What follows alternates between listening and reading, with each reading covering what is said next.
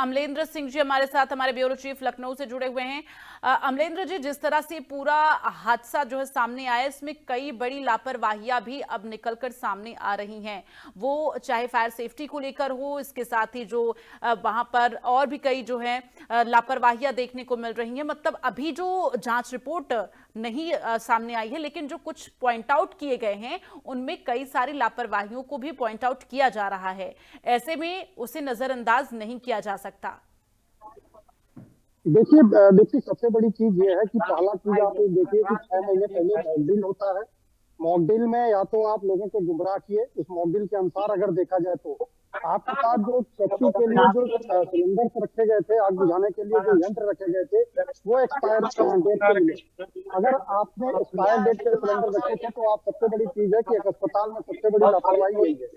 उस fire safety wall की अगर आपकी आवश्यकता है तो फायर सेफ्टी वॉल अगर आपका काम नहीं कर रहा है तो ये संबंधित अधिकारी इसके लिए जिम्मेदार है।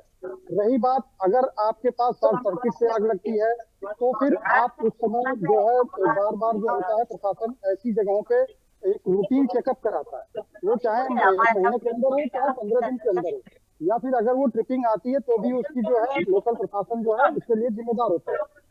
वही दूसरी बात ये रही कि ब्रिजेश पाठक हमेशा दौरे करते हैं, हमेशा जो है फील्ड में रहते हैं।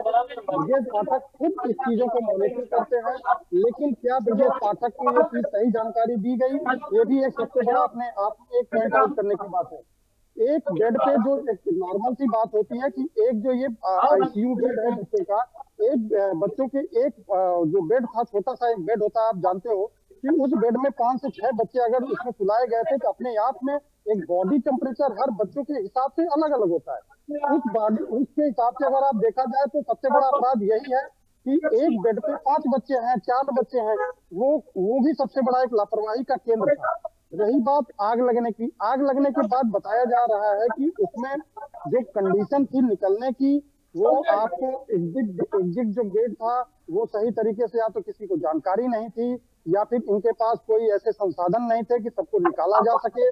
फिर सबसे बड़ी बात ये थी कि लोग एसी का जो एक दरवाजा होता है, एसी जहाँ लगता है, विंडो एसी से लेकर के उसको भी तोड़ करके लोग कोशिश किए निकलने का, लेकिन नहीं निकले। फायर सेफ्टी में हमको अगर देखा जाए तो आग बुझाने के लिए दमकल विभाग की गाड़ियों को सेना की तरफ से हमको मदद ली जा रही है। तो सबसे बड़ी लापरवाही तो यही है कि आपके मतलब आप मुख्यालय में हो, मुख्यालय में होने के बाद आपके पास ये सुविधा नहीं है, आप तात्कालिक रूप से नहीं पहुंच पाए। आपके पास प्राथमिकता के तौर पे जो एक सिलेंडर होना चाहिए, वो सिलेंडर अब 2020 के एक्सपायर डेट के बताए जा रहे हैं।